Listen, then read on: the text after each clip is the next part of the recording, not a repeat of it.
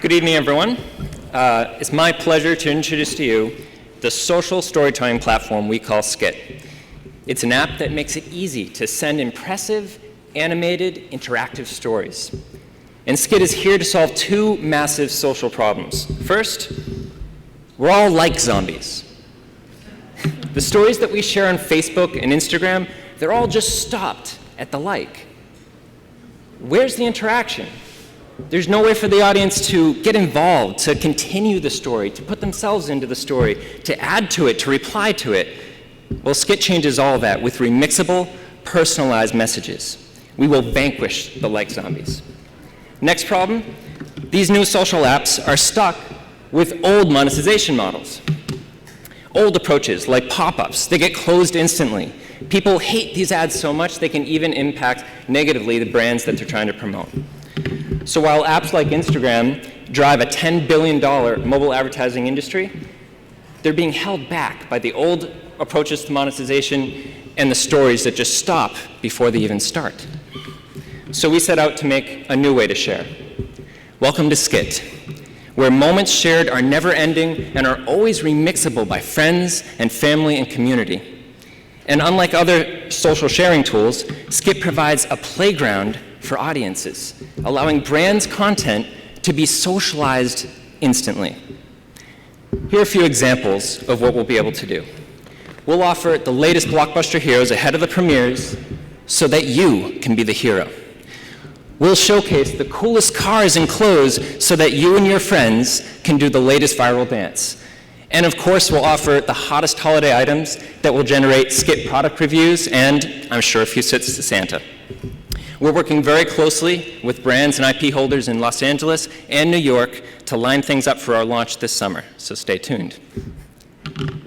A little bit about our team. Max and I have been using storytelling to connect people our entire professional careers. I led huge teams at EA and at DreamWorks on big projects like Medal of Honor and Kung Fu Panda World, and Max was a co-founder of Xfire, which was acquired by Viacom in 2006 for over $100 million.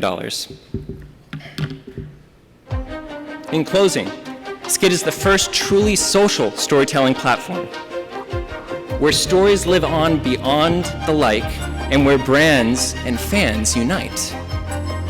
Tell your story with Skit.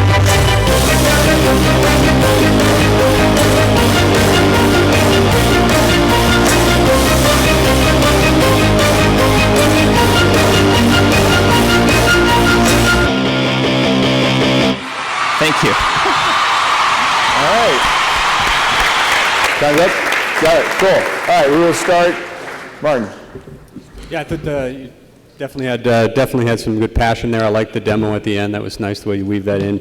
I think the piece that's missing from the presentation is a little bit about what the commerce is, and are you going to have some licensing acquisition fees, and how does that work? How are you going to acquire customers? How are you going to get paid? How are you going to make money? Cool. Eric. Yeah, the product looks cool. I'd love to hear a little bit more about who your target audience is. It's definitely not me, so I'd love to understand a little bit more about that.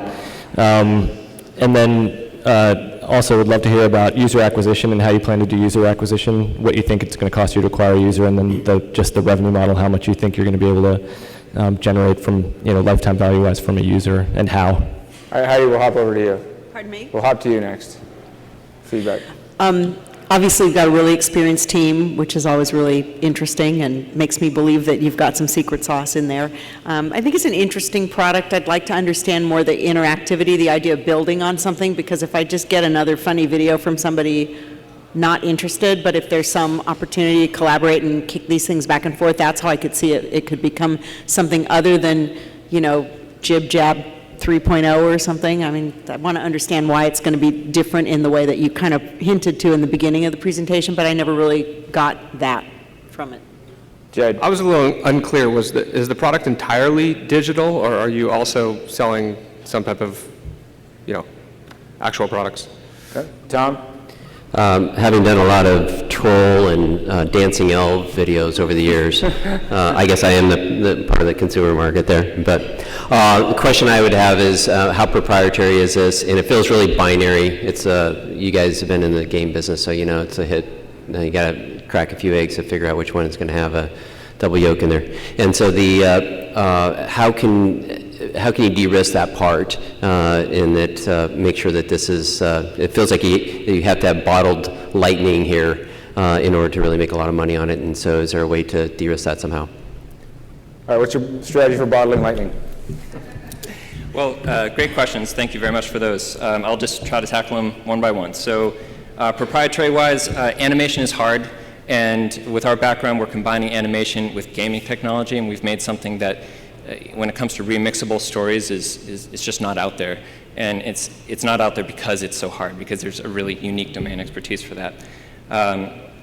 Got to move quickly here. So as far as digital, yes, we are all digital, but when long term, people will be able to buy Blu-rays for their skits. But this is really all about connecting brands with their fans in kind of a YouTube interaction space. So it is mostly digital. Heidi, comments about, let's see. So for us, JibJab 3.0, JibJab's kind of like the hands-off approach. We're the hands-on approach. We let people be creative and get into it, right? And lower the bar so that anyone can do that.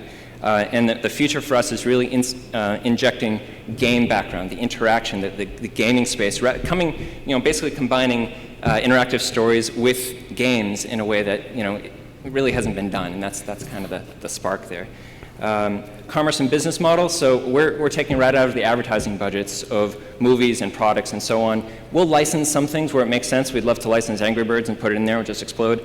But this is a way for media agencies to connect with their fans and generate social value through the shares and remixes and so on that they can't do right now. So it increases that social commodity. And Eric, this is PG-13, so the YouTube generation, although I bet you will be a user when we have the Mother's Day cards, the Christmas cards, the Hanukkah, whatever. These things, you can start with something already there and then just remix it. And you haven't done any work at all, but you've made a really customized thing that you've put you and your family in and shared it off, and all you had to do is tap a few times. So I think it has very wide uses, but the core is PG-13. Cool. All right. Well, thank you. Get you a bottle of wine. You can follow all these companies, Vator.co.